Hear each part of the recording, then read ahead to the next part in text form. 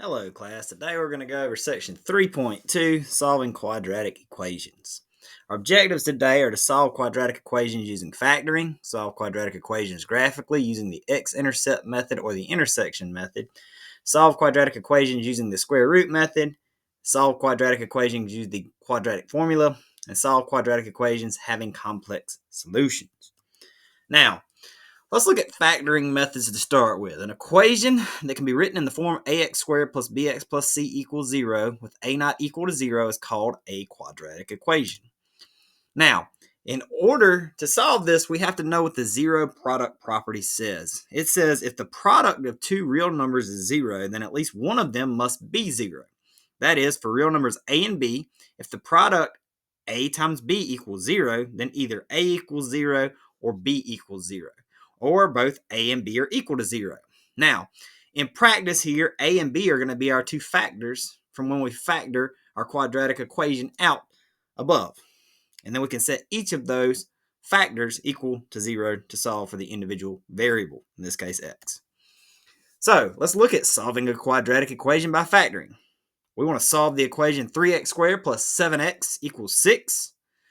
The first thing we have to do, though, is get 0 on one side. So the first thing we're going to have to do is we're going to have to subtract 6 over and get everything all on one side. We need to be looking at 3x squared plus 7x minus 6 equals 0. Okay? Now, we can go about factoring this. Now, we're going to factor by grouping. So here's what we're going to do. We're going to do a times c. Okay? A times c. So 3 times negative 6, which is negative 18. Okay, now I need two factors of negative 18 that add to give me my b, which is 7. So I need two factors of 18 that add, or negative 18 in this case, that add to give me 7. I'm thinking 9 and negative 2, because 9 times negative 2 is negative 18, and 9 plus negative 2 is 7. Now I'm going to split this 7x into a 9x and a negative 2x. So I'm going to go about writing my 3x squared, just rewrite it. Then I'm going to do plus 9x minus 2x minus 6 equals 0. Now, I can group these. So that's what I'm going to do next. I'm going to group these up. This is going to be my first grouping here. This is going to be my second grouping here. Okay? Now, in my first grouping, I can pull out a 3x. So that's what I'm going to do. I'm going to pull out a 3x. It's going to leave me with an x plus 3. In my second grouping, I'm going to pull out a negative 2. That's going to leave me with an x plus 3. Okay, what do I have in common? X plus 3. So I'm going to pull the x plus 3 out to the front and rewrite what I'm left over with, the 3x minus 2. Okay, now all this equals 0. And using that zero product property we just had, we can now set x plus 3 equal to 0. And we can set 3x minus 2 equal to 0.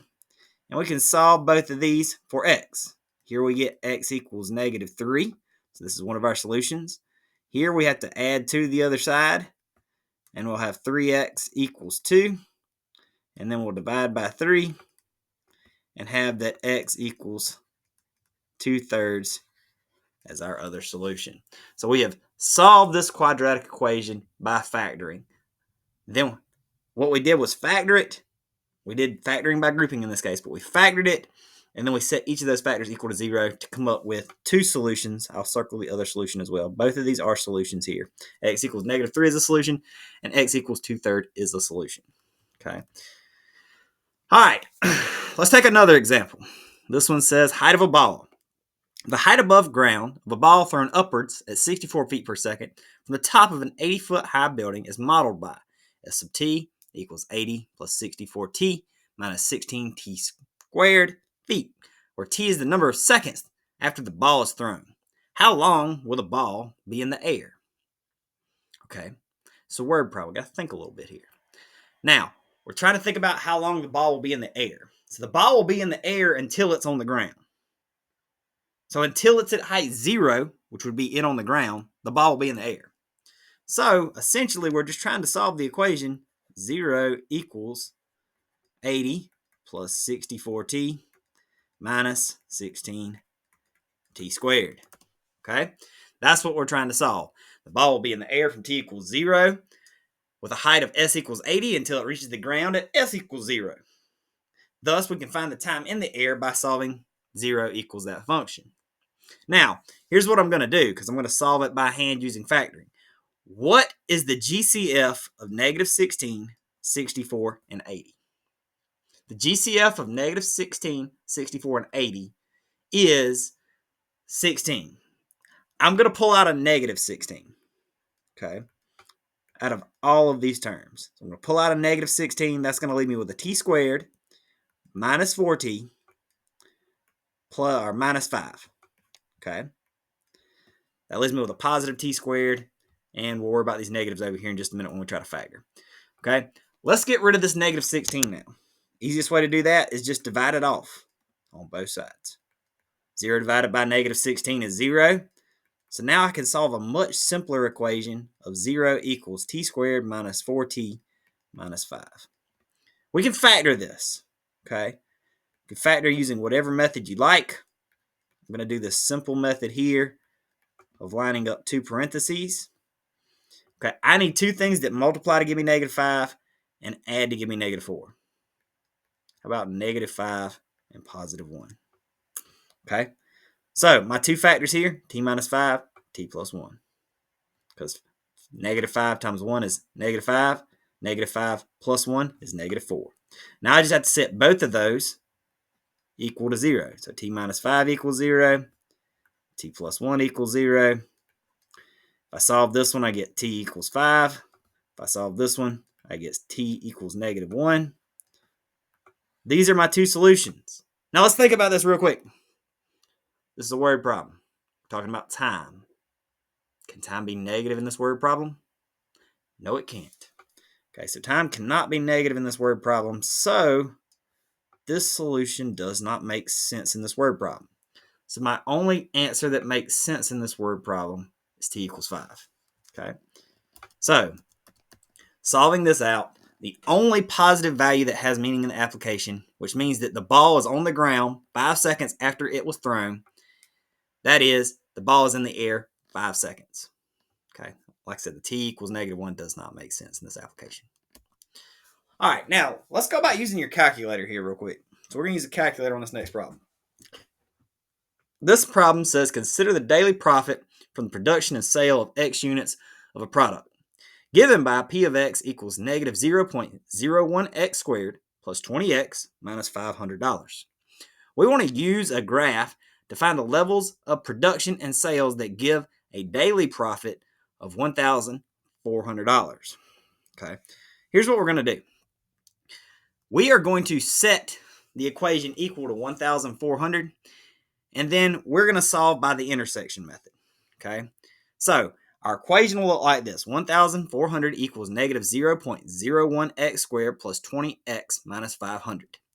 Okay, I'm going to let y1 be the negative 0.01x squared plus 20x minus 500, and the y2 be the 1,400.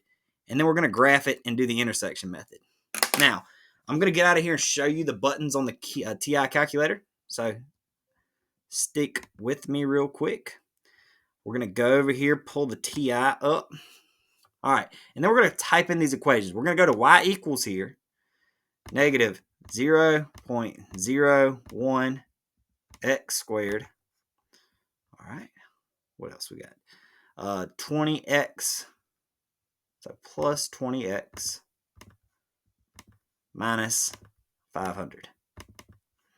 Then in y2, I'm going to input 1,400. I'm going to do a zoom standard. It's probably not going to do a very good job here. It doesn't even show up under zoom standard. So we're going to have to zoom a little different on this one. I'm going to scroll down here to zoom fit and hope that it passes through on zoom fit. So I'm seeing both lines on zoom fit, but I'm not seeing their intersection point. So I'm going to zoom out from zoom fit. So 1, 2, see one intersection point. 3. Took me 4 zoom outs to see both intersection points. Now let's see if we can find them. Let's go second calc. intersect, first curve, second curve. I'm going to guess the first one's about right there. That tells me after I do the guess and I'm near that first one that my x is 100. So that's one of my solutions. X is 100. To find the other solution, I have to run the intersect command another time. So I'm going to do intersect. It says first curve is my blue curve, second curve is my red curve. Guess, well, I'm going to guess the other point is over here. So I'm going to put my guess value way over here to the right, hit enter. I find my other solution is x equals 1,900. 1,900. So I have two solutions here, x equals 100 and x equals 1,900. So let's go back to the PowerPoint. Okay. So you can see their graph looks a little bit better on the PowerPoint here, but we have two solutions, 100 and 1,900. Okay. So we can see that we're going to have a profit of $1,400 when X is 100 units, and again when X is 1,900 units. Okay. Now let's answer part B. Part B says, is it possible for the profit to be greater than $1,400? Look at the graph. Is it possible here for the blue line to be greater than 1,400? That's all it's asking. Yes. Yes, we can clearly see that the blue line does go above 1,500. So we can see from the graph that the profit is more than 1,400 for many values of x. Because the graph of the profit function is a parabola that opens down, the maximum profit occurs at the vertex of the graph. We could calculate the vertex of the graph if we wanted to using our graphing utility. It occurs at x equals 1,000, and the maximum possible profit is 9,500, which is way more than $1,400. But essentially, the answer here is yes. Yes is all I'm really looking for. All right, let's look at the square root method. Okay, the solutions of the quadratic equation x squared equals c are x equals plus or minus c. The square root of c, excuse me. X equals plus or minus the square root of c. Very important. Note that when we take the square root of both sides, we use the plus or minus symbol because there are both a positive and negative value that when squared gives c. All right, here's what I like to show with this. Okay, so if I were to give you a number, if I said, okay, what is the square root? Sorry. Yeah. If I had, I'm not starting this out very smooth, am I? Let's erase this. If I told you that x squared equals 4, and I asked you, I said, okay, this is a simple one. Give me a value that x could be where this is a true statement. You would probably tell me 2, because 2 times 2, which is the same thing as 2 squared, does give me 4. And you would be right. But I could come back and say, well, what if I decided that I wanted to try negative 2? Is negative 2 squared also 4? Yes. Yes, it is. This is why it's important to utilize this plus or minus symbol when we wind up in a situation where we have x squared equals a number, because it could be the positive or negative value of that number. Let's do some hands-on solutions here. Okay, square root solution method. Let's solve the following equations using the square root method. I'll start with the first one. Okay, it's already solved out for you, but let's go step by step. 2x squared minus 16 equals 0. Okay, in step 1 here, all we're doing is adding 16 over to the other side. We get 2x squared equals 16. Next step, we divide by 2. 16 divided by 2 is 8. We get x squared equals 8. Okay, now in order to get x by itself, I could take the square root of both sides, which is essentially what I'm doing. Just keep in mind, because that square root method, I need to add a plus or minus here. That's what we did right there. So x is plus or minus the square root of 8. Now, we are not quite simplified at that point. We don't, 8 is not a perfect square root. Okay, but it's built with a perfect square root. So if we look at this and we look at what we did to get from here to here, the 8 is built out of a 4 and a 2, because 4 times 2 is 8, and 4 is a perfect square. Because if I looked at it like this, the square root of 4 is 2. That's where that 2 comes from. So I get plus or minus 2 square root 2. This is my simplified final answer. It's the answer I need to be able to get to. So we need to be able to break down those square roots. Let's look at B. B says x minus 6 squared equals 18. Okay. So here I've already started out with a value squared equals a number. First thing I'm going to have to do here is kind of take the square root of both sides and keep track of that plus or minus. So it simplifies down to x minus 6 equals plus or minus the square root of 18. Okay. Now, I'm going to go ahead and break down that plus or minus the square root of 18. Okay, because 18 is not a perfect square, but it is made up of a perfect square, 9 times 2. Square root of 9 is 3, and we have left the 2. So that's how we get here. So basically at this point, I have x minus 6 equals plus or minus 3 square root 2. Now I'm going to add this 6 over to the other side. This is how I get 6 plus or minus 3 square root 2. That's my finalized simplified answer. All right. Now let's delve into everybody's favorite, the quadratic formula. The solutions of the quadratic equation ax squared plus bx plus c equals 0 are given by the formula x equals negative b plus or minus the square root of b squared minus 4ac all over 2a. Note that a is the coefficient of x squared, b is the coefficient of x, and c is the constant term. Okay, so we want to solve this using the quadratic formula. It says solve 6 minus 3x squared plus 4x equals 0 using the quadratic formula. Now, keep in mind, in order to use the quadratic formula, we don't necessarily have to have this in a correct order. We just have to be able to identify what our a, b's, and c's are. Our a is our number in front of our x squared, our b is our number in front of our x, and our c is our constant term. So this one's kind of jumbled up from the order we're used to, but we can still identify the a, b's, and c's. They all have to be on the same side of the equation, and it has to be set equal to 0 in order to use the quadratic formula. So you could write it in standard form if you wanted to, because it's a lot easier to see your a, b's, and c's. So you could write it as negative 3x squared plus 4x plus 6 equals 0. And then it's easy to see that your a is your first term in front of your x squared, which is negative 3. Your b is your 4, and then your c is your 6. Okay. Now, we're going to plug these into the quadratic formula now. So remember, quadratic formula, hopefully you've got it written down. Negative b plus or minus the square root of b squared minus 4ac all over 2a. Okay, my negative b here is negative 4 plus or minus 4 squared, because that 4 is my b, minus 4 times 3, which is, or negative 3, which is my a, times 6, which is my c, all over 2 times negative 3, which is my a. Okay, now we have to work on simplifying this. Okay, I'm going to give you a little extra step here from what we get right here. I'm going to say, okay, this is negative 4 plus or minus the square root. 4 times 4 is 16. 4 times 3, or negative 4 times 3. Negative 4 times negative 3 is 12 times 6 is negative, or positive 72. Ooh, mercy. All over 2 times negative 3 is negative 6. Okay. Then we add the 16 and 72 together, we get 88. That's where that came from there. That's the only simplification step we did there. Now, on this next step, what we did was we broke down that square root of 70, or square root of 88.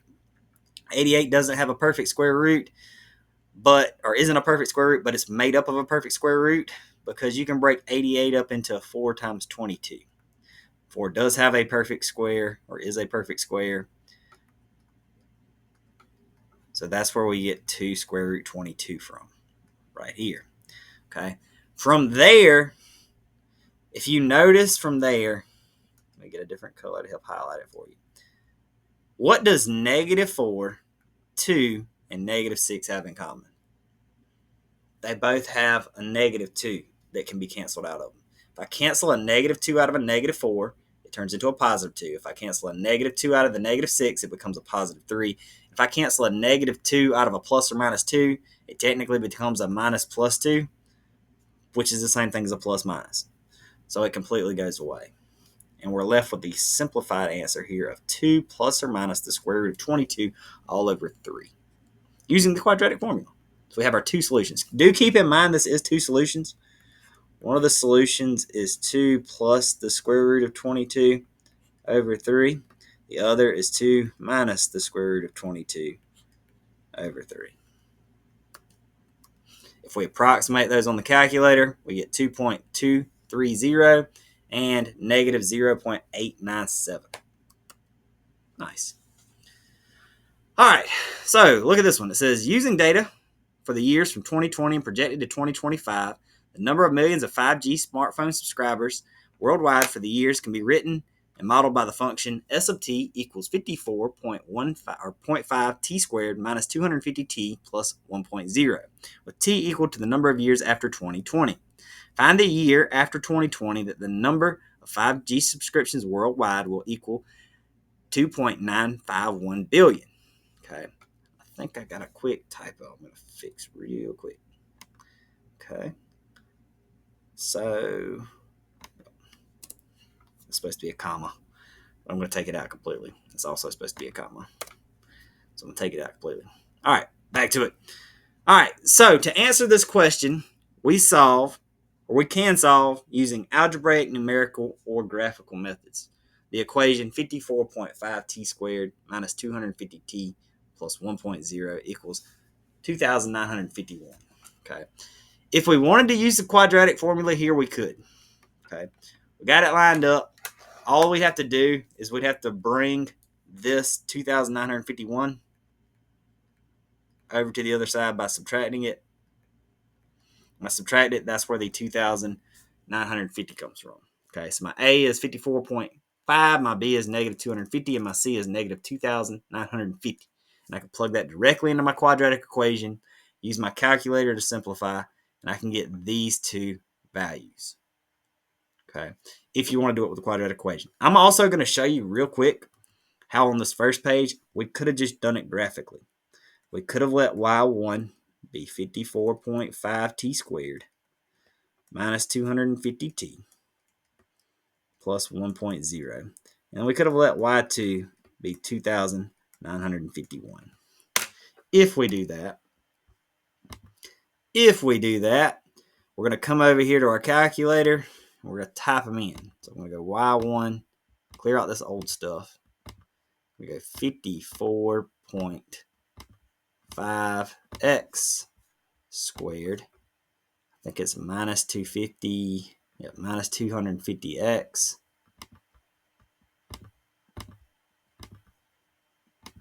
And then I think it's plus 1. Yes, indeed. Plus 1. And then we go 2,950 right here. Now I'm going to do zoom standard. And zoom standard didn't do such a great job. So I'm going to do zoom fit next and see if it does any better. Okay, here's zoom fit. And I can see where the line hits both points. I can do second calc, intersect, first curve, second curve. And I can scroll to my guess over here. Hit enter, and it finds my first intersection point at x equals negative 5.4 approximately. Then I can run the function again, the intersect function, and it'll say first curve, second curve, basically hit enter twice. And we'll scroll over to this other point way over here to the right hand side where they intersect. So my guess about right there, hit enter. And it says they intersect at x equals 9.9999. So I'm going to say it's probably about 10. And if you look at what we found on the PowerPoint,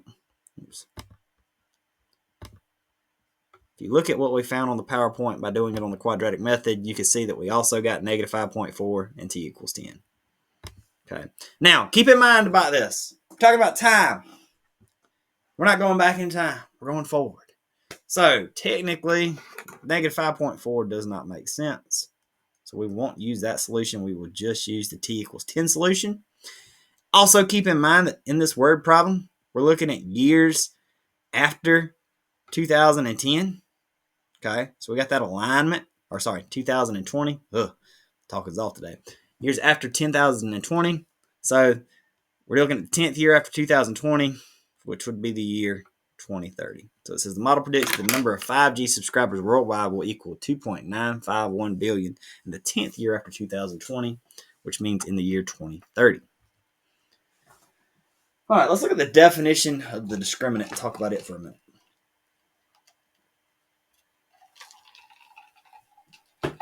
All right, we can also determine the types of solutions a quadratic equation has by looking at the expression b squared minus 4ac, which is called the discriminant of the quadratic equation. Ax squared plus bx plus c equals 0. The discriminant is the expression inside of the radical on the quadratic formula. So it determines the quantity inside of the radical, or determines if the quantity inside of the radical is positive, negative, or 0. Okay. All right. So if b squared minus 4ac is greater than 0, we have two distinct real solutions. If b squared minus 4ac is equal to 0, so the inside of the radical is equal to 0, we have one real solution. If b squared minus 4ac is less than 0, so if it's negative, there is no real solution. So we wind up having complex solutions. Here's what the graph will look like in either of those situations. Okay, so if the graph touches the x-axis in two locations, then the equation has two real solutions. If the graph touches but does not cross the x-axis, basically just touches it one time, the equation has one real solution. And if the graph does not cross or touch the x-axis at all, the equation has no real solutions. So you can use the discriminant to tell how many number of solutions you got, or you could use the graph to tell how many solutions you have. You can have 2, 1, or 0 in this case. All right, let's look at solving some of these equations. We're going to solve using the square root method again. We'll get some more practice on this. So the first one we start with is x squared equals negative 9. Okay.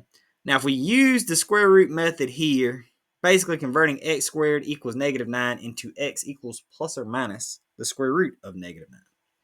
Problem we have here is we're trying to take the square root of a negative. Okay.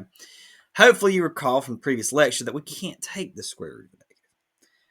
So we can, however, if we broke it into negative 1 times 9, we can replace the square root of negative 1 with an I. So essentially we have I times the square root of 9. And the square root of 9 is 3, which is where this 3i plus or minus 3i comes from as our solution. Now, you don't have to do all those steps. If you can jump through and say, hey, I got a square root of a negative, I'm going to get rid of it, and the square root of 9 is 3, so my answer is plus or minus 3i. If you can jump straight to it, that's great.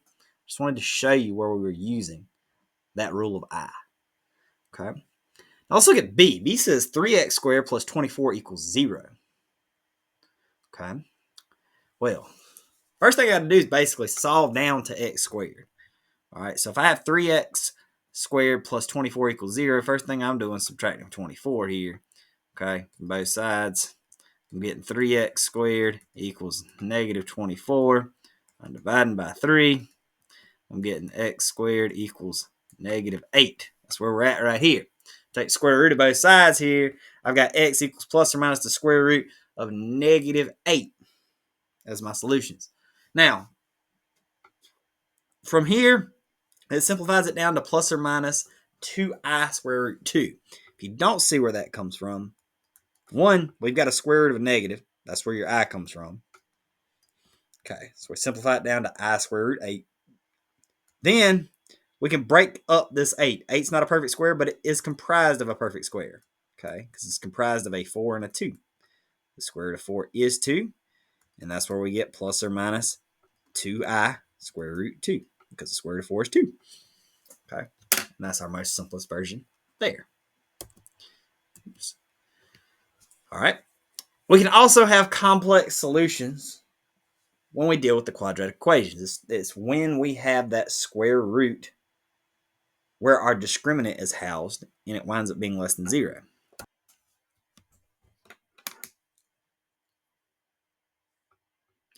All right, so let's look at this first one here. I've got x squared minus 3x plus 5 equals 0. Let's identify what our a, b, and c is here. Our a is our number in front of our x squared. Our b is our number in front of our x. Our c is our constant term here. So my a is going to equal 1, my b is going to equal -3, and my c is going to equal 5. Okay.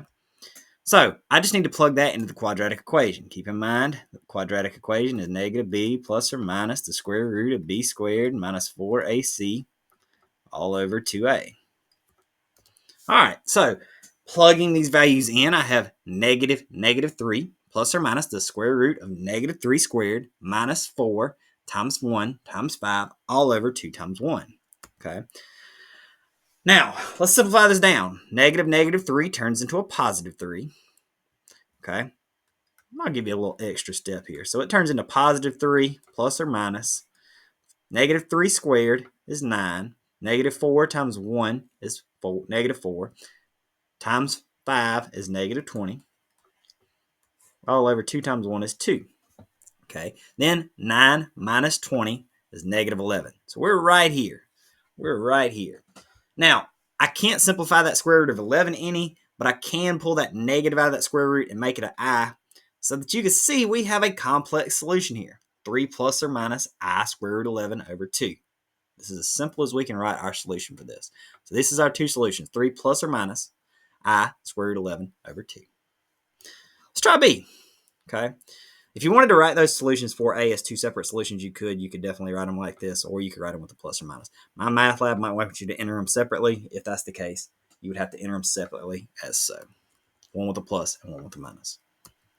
Now with B, what we have to do is we have to reorganize B a bit, because our 3 over here, or -3 over here, is on the wrong side. Our constant needs to be on the side with all everything else, and it needs to be equal to 0. So let's add that -3 over. So we're going to get 3x squared plus 4x plus 3 equals 0. All right. Now we still have to identify the A, B's, and C's here. So my A is 3, my B is 4, my C is 3. Okay. Plugging into the quadratic equation, -b, so -4, plus or minus the square root of b squared, so 4 squared, minus 4 times A, which is 3, times C, which is 3, all over 2 times A, which is 3. Okay. Let's look at some simplification here. Okay. I'll give you an extra step. So I'm looking at -4 plus or minus the square root. 4 times 4, 16. 4 squared is 16. So -4 times 3, we're looking at -36 all over 6. Okay, 16 minus 36 is where the -20 comes from. Now we can break the square root of -20 up, and we can get rid of that negative in the square root by making it an I. Okay, so we're going to break that square root of 20 up into the square root of 4 and the square root of 5. We're going to replace that -1 there with an I. Okay. Oops. Let me get this out the way so we can see our next step. Okay. So now we're down to -4 equals, or -4 plus or minus 2I square root 5 over 6 is what we're equal to. Now, we can simplify this one just a little bit more, because what does -4, 2, and 6 have in common? Well, has a 2 in common. So we can pull 2 out of everything and cancel out. We're really left with a final solution of -2 plus or minus I square root 5 over 3. And that is our final solution. It's a complex solution, but our final complex solution for the quadratic equation that we have solved here. You could write that into two separate solutions if you needed to. You could leave it as the plus or minus. On a handwritten test, should be no problem.